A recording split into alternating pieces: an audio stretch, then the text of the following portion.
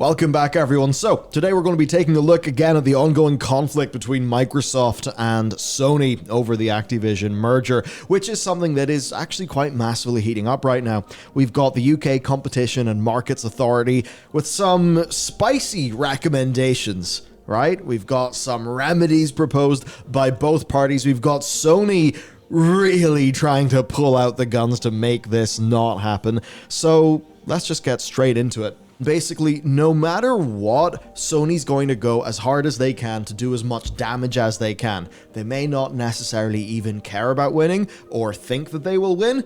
They just want to get as much in the way of concessions as they possibly can, because when you think about it almost from a game theory perspective, that's what's going to make the most sense. And of course that means that a fun tweet from Lulu has manifested. Sometimes Lulu, who's COO of Activision Blizzard, sometimes she really just does really go do a Twitter. So this time she said, Microsoft offered Sony, the dominant console leader for well over a decade with over 80% market share, a 10-year agreement on far better terms than Sony would ever get from us. We've also offered them guaranteed long-term access to Call of Duty, but they keep refusing. Why? The CEO of Sony Interactive Entertainment answered that question in Brussels. In his own words, I don't want a new Call of Duty deal. I just want to block your merger. It's just Giga Jim Ryan. Yeah. At it again, even though I disagree with a lot of his way of leading Sony. It's still just, we're not playing. We just don't want this to happen. You're like, cool. Yeah, cool. It's Jim Ryan's job to try to fight the corner as much as he can. It just ends up being, I think, quite entertaining when we see this level of spice between two companies. Yeah. Generally when things are quite corporate and when, even though they do compete with each other, they're sort of buddy-buddy congratulating each other on Twitter and all of that. Yeah. But no, now it's like the masks are off and we see what's happening. I mean, that's what I think is really good, because now that you have two people talking about literal words they've said to each other on Twitter, you get almost like, you can imagine it. You can imagine like what episode of House of Cards or Mad Men that, Jim Ryan comes in it just whispers it very quietly and then the music plays the episode out. You kind of imagine that. To be honest, I almost saw it more of a sort of live stream fails thread.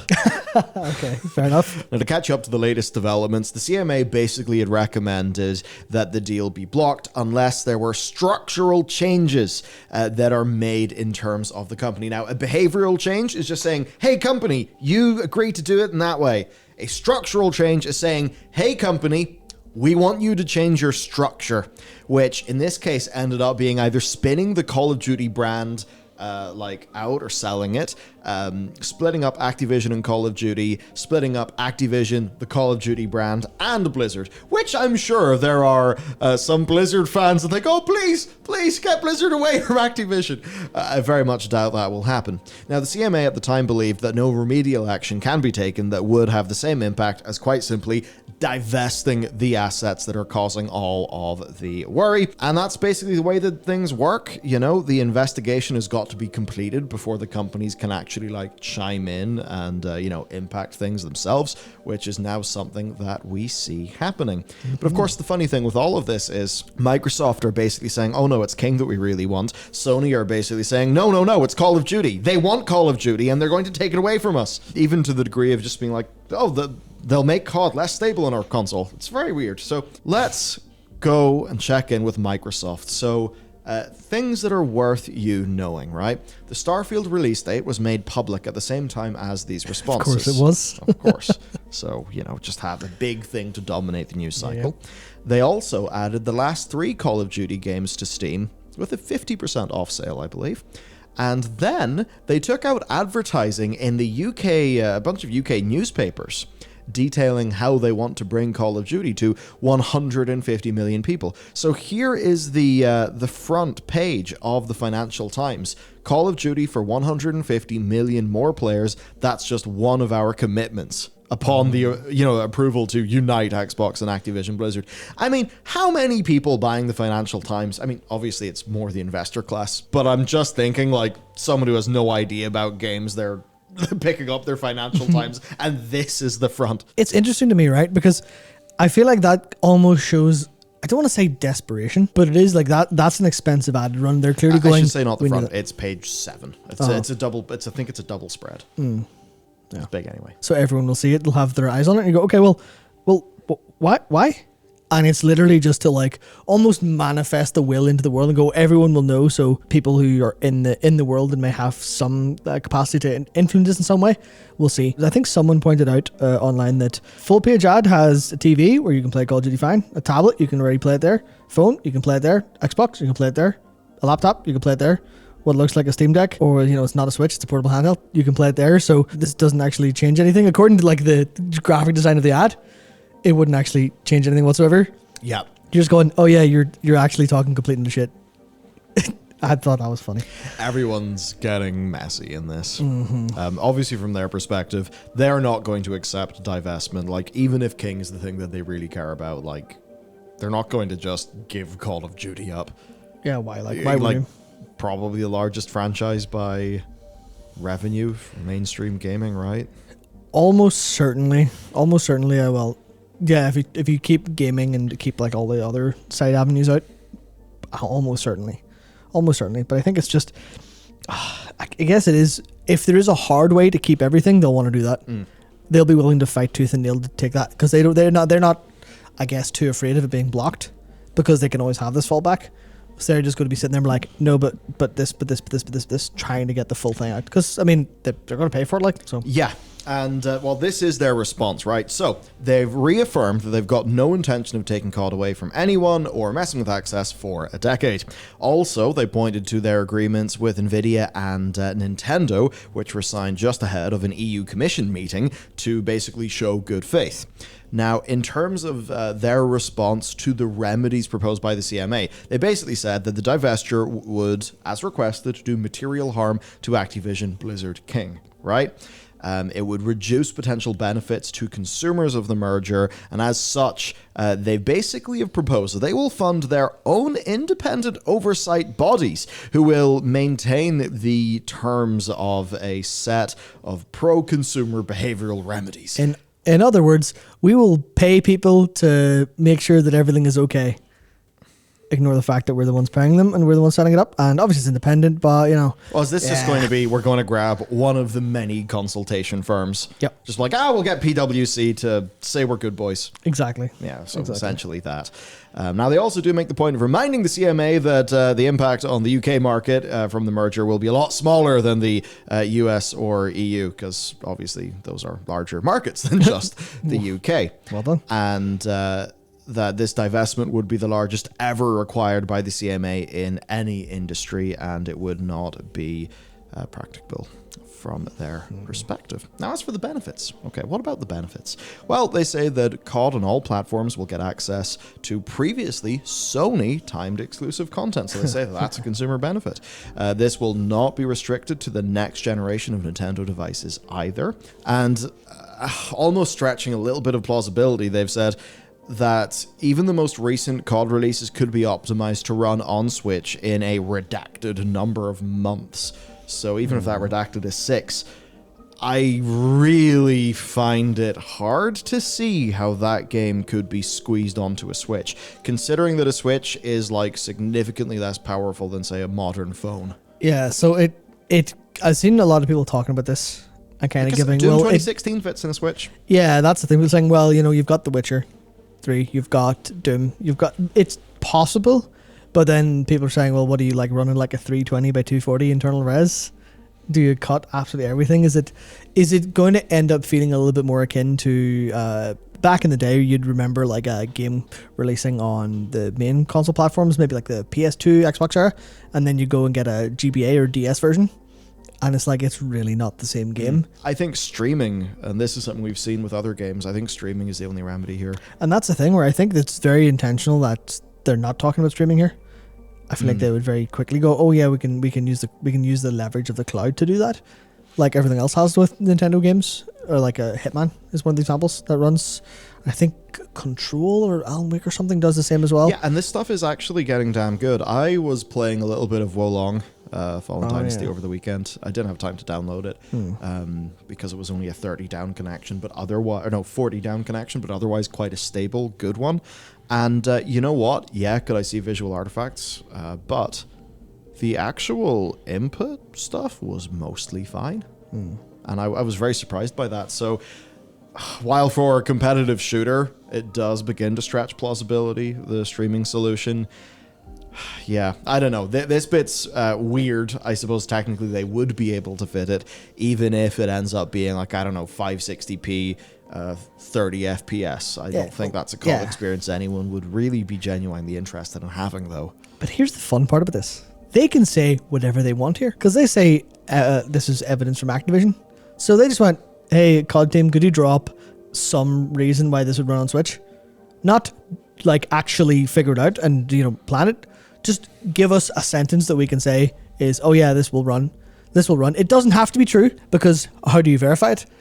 The CMA aren't going to say, okay, well then go make it and get back to us in 6 months. Yeah. They're not going to do that. They're going to go, well, if you're saying it, it must be true. They're kind of taking it at face value, which means they could just be lying through their teeth. Yeah. Which is unfortunate. Again, remembering that this is all in the context of competition and consumers. They basically said that this will reduce prices by ensuring that if somebody wants to buy Call of Duty and have a Game Pass sub, obviously they don't need to do both. They can just have Game Pass. So they're essentially saying that is more competition. I think that now that Sony has their own Game Pass competitor, they can, I think, more authentically talk about that, framed in terms of competition, because Sony is a market leader and PS Plus is really big. It is kind of fun though when you think about that, because that's like in a different angle. They're saying, yeah, so if they want the cheaper prices, they can come to us and be on our platform. This is good for the consumer. And go, yeah, but you're also, like, that's good for you as well. You're getting them trapped on your platform. Not trapped per se, but that's like, yeah, it's good for consumers, but, for how long? I guess that's the thing we've always been talking about with Game Pass and sub prices and all that. It's like, how long until someone does a Netflix? How long until they go, actually, growth has stopped? That, they do suggest that the price of Game Pass will not increase as a result of the merger, and they also said that Sony would benefit by this merger, inspiring them to try harder to compete with Call of Duty by improving their own subscription offering. Again, this is Microsoft saying, yeah, we'll be more competitive. They're already in a strong market position. This will make them more competitive. That will be good for consumers. In fairness, not an absurd thing to say, given that the Sony Game Pass equivalent is I have it. It's really good. It is a great value. Perhaps PS Plus would not offer such a good value in terms of access to games if Game Pass didn't exist. Obviously, this is something where consumers on both platforms have benefited, right? Because now, the Sony gamer does have access to a shitload of games for a pretty small monthly sub. Now, Microsoft then go on to basically say that their key rationale for this is they want to make a mobile platform. They can't do that if they don't have ABK. It's genius. They cannot accept divestment, as they need the Activision and Blizzard IP to make building the platform worthwhile. A bit like how Warzone Mobile is about to replace COD Mobile this year. So they're basically saying, look, we are doing a big new initiative built off their IP, their existing mobile games, and King, and what we bring to the table as a large strategic push. We cannot do this push if we only have certain elements of this puzzle. And ultimately, again, they just say that this will help break the duopoly of Apple and Google. Now, that's interesting because the CMA are even talking about that in another investigation. If you think about Android phones, you can have a non-Google app store on an Android phone. I believe it may be device to device. Yeah, well, you can do whatever you want. The thing on Apple with iOS, that actually might happen. Yeah, which it's kind of interesting, because if they had made this point maybe 6 months ago, I think the story would have been a little bit different. Everyone went, oh, this isn't about beating Sony. This is about actually going mobile. Oh, this is about fighting Apple and Google. Oh, hell yeah, you can merge whatever you can do whatever you want. You can have them. Do you want anyone else while you're here? So just buy everything, please. Just destroy that incredible duopoly that's strangling the market so bad. I think people would be like, oh yeah, sweet, absolutely. And then obviously a lot of the, I'd say the rage, the discussion from the core gamer side would have been a bit more quiet, because it'd be like, oh yeah, is that all mobile shit? Yeah, I would do whatever you want. Whereas now it's been it feels like they're pulling this out a little bit too late. That was a really strong trump card a while ago. But also at the same time, the CMA might just go, what are you talking about? Yeah. What are you talking about? So to finish it off then for Microsoft, basically 10-year deal, COD parity on all platforms, including after the new wave of consoles comes out. Microsoft are saying that look, Xbox, look how many Xboxes have sold, look how much larger PlayStation is. The status quo is actually inherently disadvantageous to Microsoft. I would then see it as just like, hey, we're trying to be competitive by getting the assets that we need. This is competition. This will lead to lower prices for a consumer and allow us to more effectively combat Sony in a market that they dominate with. Ultimately, then, they do that. They try to hype up mobile and their mobile aspirations as a part of giving consumers more choice in the mobile space. Again, to that duopoly. And that with streaming, which is where you could argue that because, of Azure and all the things Microsoft have, that they do have a very strong lead. They basically say that they're not too concerned about the streaming argument because it ultimately is too small for it to be worthy of concern right now. So, with Microsoft done, Sony. Yeah, they came in here they came out swinging. They were like, okay, what ammo can we have in our back pocket to absolutely destroy every argument here? And it got like, this is why it actually literally got messy. Not in the sense of them throwing things at each other, but you're like, oh, you can tell there's a little bit of like, again, obviously the Financial Times ad was a bit of a desperate streaming play from Xbox, but Sony came out and are just like, no, we're gonna do everything we can. We'll pull out all the stops to stop you from doing this. It was very fun to go through. I mean, yeah, they're basically just saying it could be a shit show if this divestment happens, and that would hurt us. Yeah, which is literally them just, we like it the way things are. The status quo works perfectly for us. Please don't, here's a lot of reasons why changing is bad. Please. Obviously, Sony has the dominant console platform, and they sell a lot of Call of Duty. They sure do. So they don't really want a situation where maybe Call of Duty gets spun out, and then they have complications with licensing agreements and all of that stuff. Right now, the status quo works really well for them. They want to uphold that.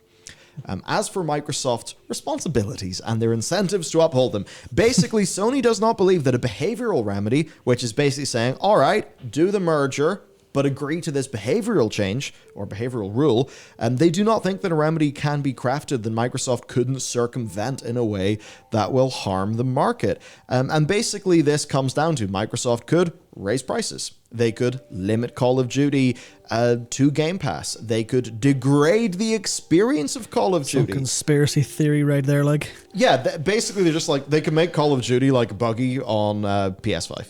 Yeah, which they could. Yeah, now them doing it intentionally would obviously raise some serious arguments. But you think about the natural way it goes, and it's like, oh yeah, well, now that Microsoft and Activision are together, our QA team have access to lots of free Xbox Series X's. We don't have to go and get PS5s to QA on. We do it all internally on our own platforms because that makes sense. And then, we do a quick pass on PS5, but we don't really worry about it too much just because we know we're doing our best with what we have access to. There's lots of little sneaky ways that can come in and be like, oh yeah, well, yeah, we didn't degrade it intentionally. Just some things just slip through the cracks. No problem. Don't worry about it. Yeah. And then the thing is, if any of that naturally does happen and it's just unfortunate, Sony can then say, look, you've broken it. They did it. You've done it. Yeah. Then they say that Microsoft have the incentive to raise the price of Call of Duty to degrade PlayStation's competitiveness. Because if they make, let's just say, we add another $10 onto games, and now it's 80 and maybe 120 for the digital deluxe. But day one on Game Pass, well, then obviously that's good for Microsoft. Yeah. So essentially that they're able to do that. Also that Microsoft's proposed monitors would be deciding fairness about prices and licensing in a market industry where those are not universally commercially defined. So basically talking about Microsoft's whole thing of like, it's okay, we'll get Deloitte to monitor us or whatever. It's also not really saying that. Because the industry is a complete mess. Yeah. And like, what's a fair price? What's a standard price? We don't know. What's a definition? What's a terminology? What terminology are you going to use to describe this? AAA? What does that mean? $70? $60? $70? How much is fair? And then you go, oh, well, here's the deluxe edition for however many prices, however many extra hundreds of dollars. As that, where someone external to it would come in and be like, we don't know what the hell's going on here. So that looks fair to me. We'll call it a day, as opposed to actually being serious in the way that other industries will be able to have that worked out over here, there's a way too much wiggle room, I think. And then they basically say what you did about parity. Even just saying, like, Microsoft could put highly experienced engineers in the Xbox build and less experienced ones in the PlayStation one. But if the same amount, it's equal. So what does parity mean? Yeah. So they're trying to hit them in that angle, and they basically believe that enforcement of these remedies is not practical for the prevention of harm, saying even if such degradations could be swiftly detected, any remedy would likely come too late, by which time the gaming community would have lost confidence in PlayStation as the go-to venue to play Call of Duty. What a marketing statement. What a line. I love it.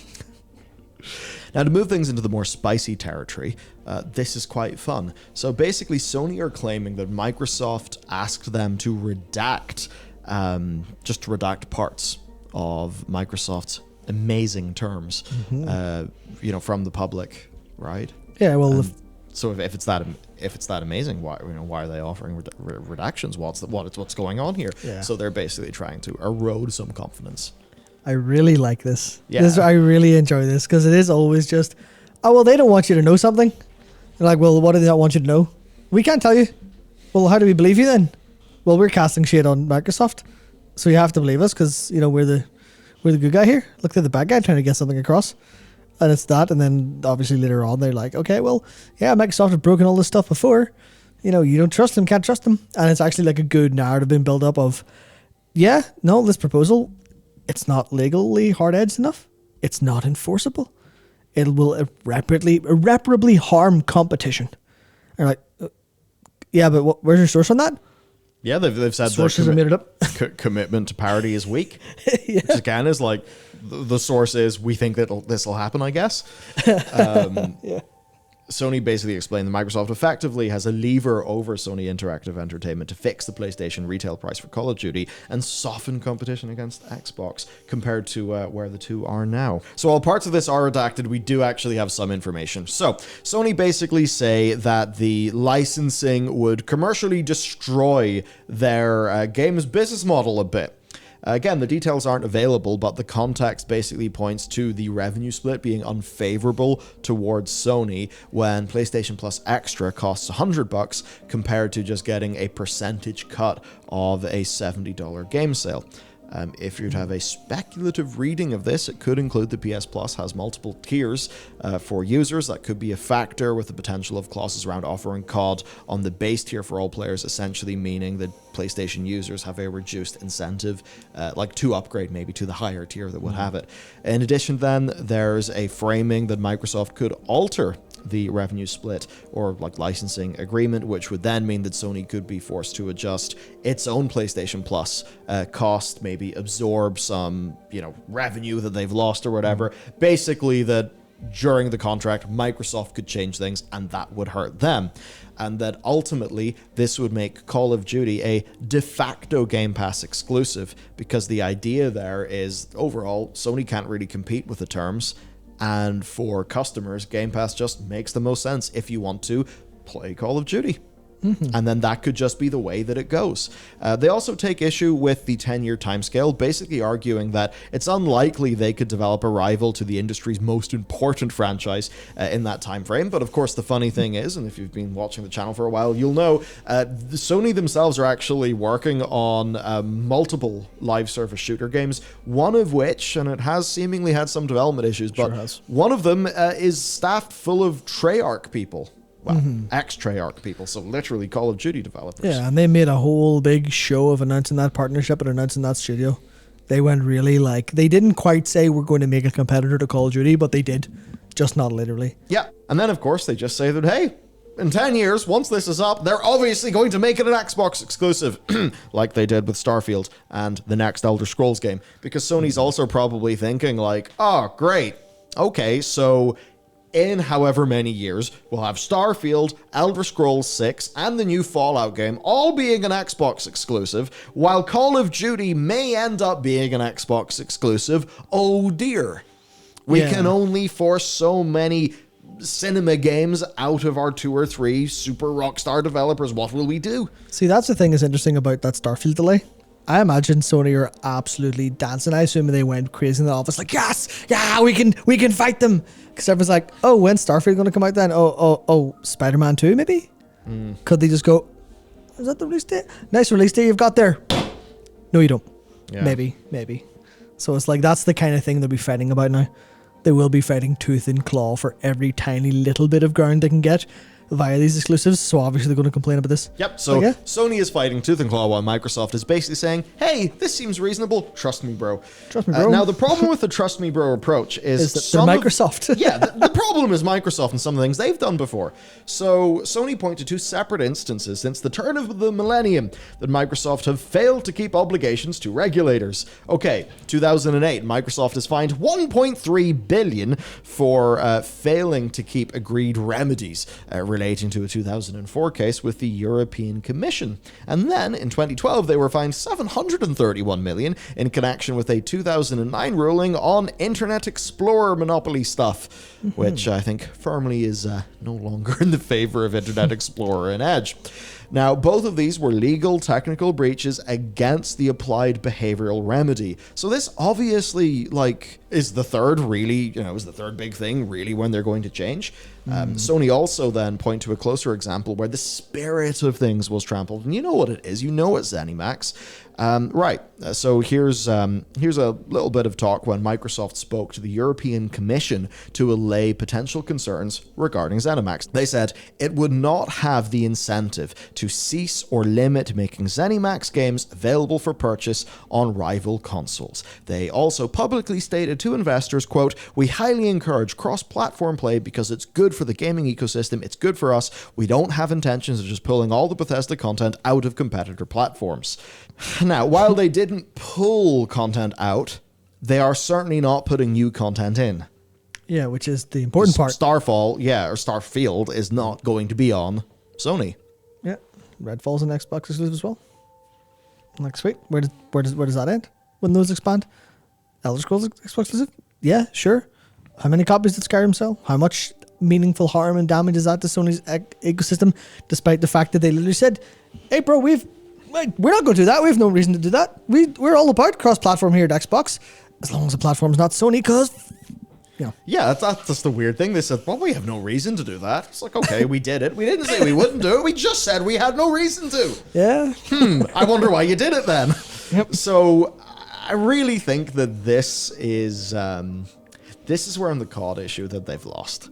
If Microsoft had made some sort of commitment regarding Starfield and the next Elder Scrolls game, and they did that all, very big public song and dance, maybe things would have been better. Maybe they're kind of thinking now, why didn't we do that? Because we would have de facto been more competitive if it was on Sony, but still on Game Pass.